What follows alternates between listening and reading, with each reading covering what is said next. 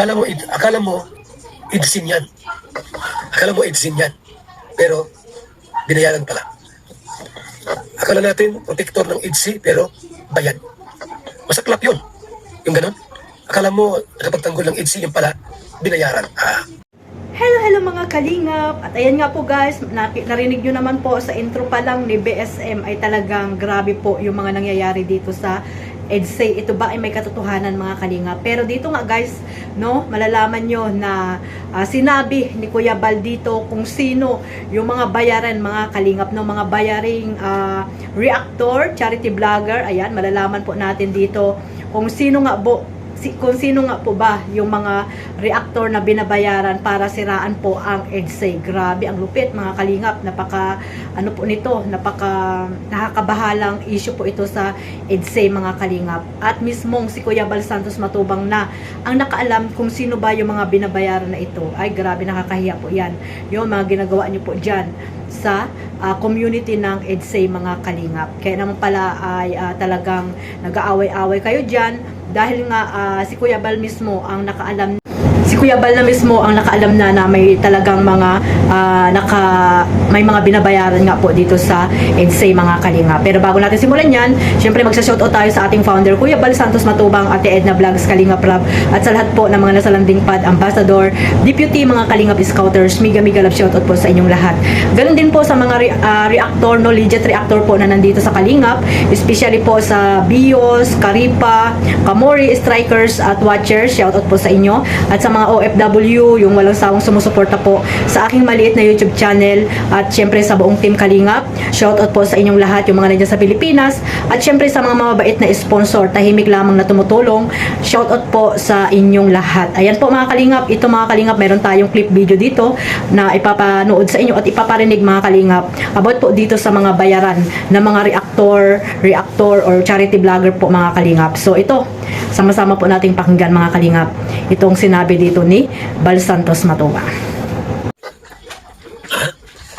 May binabayaran na Kalingap, reactor and vlogger para paghiwalayin ang dalawang ito.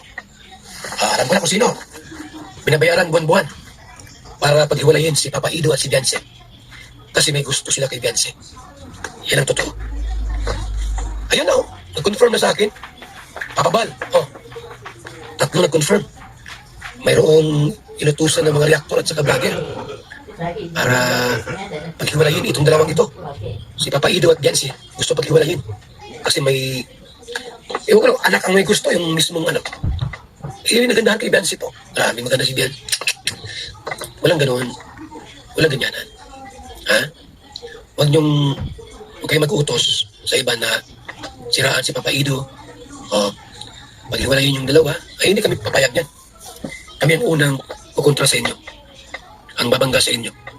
Na kapag meron kayong mga utos na siraan ang IDSI ito. Kaya mo nagsabi ng mga reaktor na wala ng IDSI, ay baka binayaran na yan. Ingat tayo. Baka isa yan sa mga binabayaran, wala ng IDSI. Hindi pwede yan. Sapagkat meron pong lumabas. Tatlo ang nagsabi sa akin. Gusto mo basahin ko cellphone ko? Dalawa ito. Papa Bal, mayroong inutusan. Reactor o vlogger, reactor at vlogger. Binigyan ng pera. Monthly support para siraan ang IDSI. At paghiwalayin. Hindi pwede sa akin yan. Hindi pwede. Mali yung ginagawa ninyo. Kaya nga IDSI walang iwanan, tapos sisiraan ninyo. Tapos mapost kayo sa inyong mga Facebook. Hiwalay na ang IDSI. May mga binayaran na yan. Hindi pwede. 2 years ng IDSI, maghihiwalay pa ba yan? 2 years ng IDSI. Diba? 2 years na ang IDSI po. Matagal na yan, 2 years na. Tapos paghihiwalayin pa ninyo. Huwag naman. Mali yan. Hindi tama. Ay, grabe mga kalingap, no? Nakakabahala itong mga ganitong mga nalalaman ni Kuya Bal dito sa community ng EDSA. So, paano nga ba ito ma-resolve mga kalingap? Pero, dahil kay Kuya Bal sila nagsabi na talagang may mga binabayaran nga po dito sa EDSA para sirain po or paghiwalay po ang Beyonce at si Kalingap Edo, ay si Kuya Bal na po ang bahala dyan mga kalingap. 'Di ba? Nakakahiya po yan, no? Nakakahiya mga kalingap. So, nabanggit nga doon sa live ni Kuya Bal na grabe yung pera din na talagang ibinibigay pala doon sa reactor ba or sa charity charity vlogger, kung sino man yan mga kalingap. Pero ang nakakahiya, no, mismong si Kuya Bal Santos ang nakaalam kung sino ba yung reactor na yan at charity vlogger na binabayaran para lamang sirain ang EDSA, para paghiwalayin si Kalingap Edo at si Beyonce. At ayun nga, may nagkakagusto daw dito kay Beyonce, kaya pilit nilang sinisiraan, baka anak ng sponsor, di ba? So hindi po natin sure yan mga kalingap, baka lang naman, or nagtatanong lang tayo kung sino yung nagkakagusto, di ba?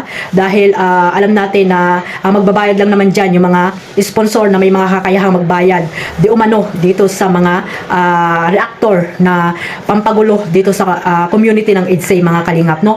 At syempre sa mga charity vlogger, no, na syempre nandiyan sa dait yon, no, yung mga binabayaran na yan para lamang siraan po or paghiwalayin ang Beyonce at si Kalingap Edo. Di ba mga kalingap, nakakabahala itong mga ganitong gawain ng mga tao na ito na hindi na lang sila sumuporta sa love team ni Kalingap Rab, bagkos ayan pa yung mga ginagawa nila, gumagawa sila ng mga hakbang na hindi maganda para paghiwalayin itong si Edo at si Beyonce mga kalingap. Kaya syempre kay Beyonce talagang maano po siya dyan, mag-iisip po si Beyonce dahil ano ba naman si Beyonce mga kalingap, no? Kalingap Angels lang po yan, na alam niya na kayong mga supporters po ng EDSA ay talagang alam niya na talagang nagmamahal sa kanila ni Kalingap Edo, pero dahil lamang sa mga ganyang hindi alam siguro ni Beyonce kung bakit nagkakagulo yung mga supporters, di ba? Dahil lamang sa nangyari na ipatigil niya yung love team, hindi naman tinuloy, di ba mga kalingap?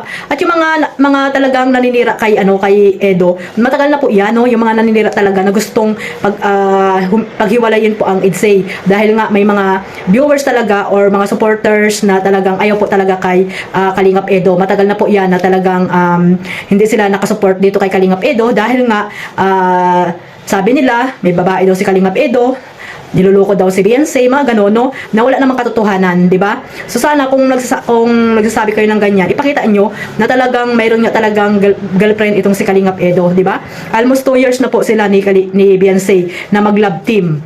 Hindi po papayagan ni Kalingap Edo na halimbawa may girlfriend siya para magkaroon siya ng mga sponsor na dati na rin namang sikat si Kalingap Edo, or marami na po siyang supporters, marami na rin po siyang community, or may community na rin po si Kalingap Edo bago po siya na-love team dito kay Beyonce. So yung mga alam natin, yung mga ayaw dito kay Kalingap Edo, gumagawa lang ng ng mga kwento, no, na yung iba ay talagang nakasupport din dito kay Beyonce. Siguro ayaw lang nila saktan ni Kalingap Edo itong si Bibi Beyonce, pero bakit ganoon mga kalingap? Wala naman tayo dun sa dait, hindi naman natin alam kung ano ba talaga yung nangyayari, pero tayo naman ay puro lang duda hanggang sa nakakasira po kayo ng community ng EDSA or ng isip din ni Beyonce at ni Kalingap Edo. Sabi nga ni Kuya Bal, si Kalingap Edo okay lang yan dahil sanay na po yan sa mga basher. Ay paano naman po si Beyonce, di ba? So balik tayo dito sa mga binabayarang reactor, or hindi nila lahat na reactor reactor na bayarin, no, bayaran charity na talagang binabayaran mga kalingap para lamang wasakin or paghiwalayin itong EDSA mga kalingap. Kaya sabi nga ni Kuya Bal, bantayan po natin yan, no? Bantayan natin yung mga nagkukunwaring supporters po ng EDSA. At dito sa kalingap, no, bantayan po natin lang hindi lamang ang EDSA, di ba? Yung ibang mga love team diyan, Jomcar, di ba? Pranjoy at iba pang mga love team, Mikris, ayan, no? Bantayan natin po yung mga nagkukunwaring mga supporters lang, mga kalingap, no? At ayan nga, nangyari na po sa EDSA, may mga tao talaga na may mga maiitim na balak, no? may mga maiitim na balak dahil lamang sa pera ay masisilaw na sila, di ba?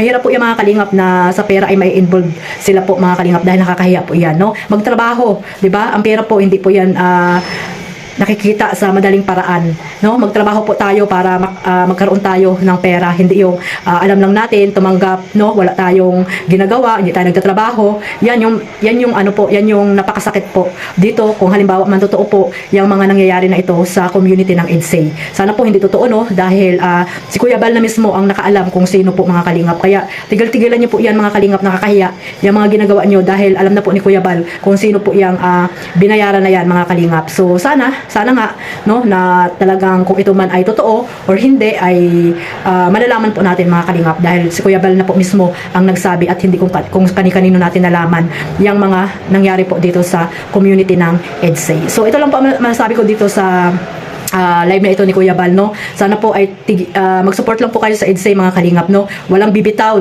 dito, no? Lalo na po yung mga nag-aaway dyan. Si Sis Capodi po ay isa ko pong member yan sa Kamori. Sana ay hayaan niya na lang, no? Si Dr. Love, kasi si Dr. Love talagang pumapatol yan sa babae. Pag pumapatol ka sa babae, ano ibig sabihin? Bakla ya, walang bayag, di ba? Kaya hayaan mo na, kasi yung mga ganyang lalaki na pumapatol sa babae, ay ano yan, mga walang bayag yan, kasi kayo lang yung kaya-kaya nilang pagsabihan ng kung ano-ano, 'di ba? Kaya wag mo nang patulan.